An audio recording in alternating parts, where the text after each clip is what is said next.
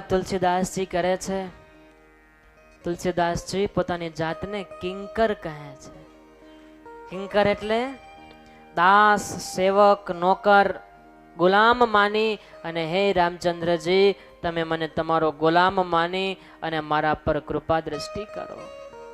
જાની કૃપા કર કિંકર મોહી, કિંકર માની મારી પર કૃપા દ્રષ્ટિ કરો. કારણ કે હે રામ, હું આ તમારો રામાયણ ગ્રંથ લખવા માટે તૈયાર તો થયો છું, પણ મને મારી બુદ્ધિ ઉપર, મને મારા બળ ઉપર જરાય ભરોસો નથી.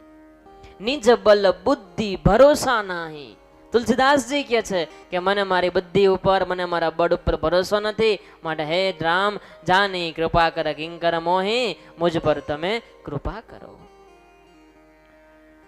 અદ્ભુત પ્રાર્થના છે ને, વિચાર માગી લેવી પ્રાર્થના છે. શું કામ?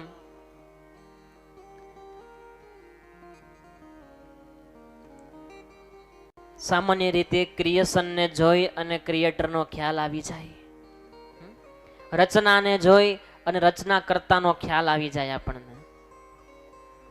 એ ન્યાય જોઈએ તો તુલસીદાસજીનો કઈ વિશેષ બીજો પરિચય આપવાની જરૂર નથી.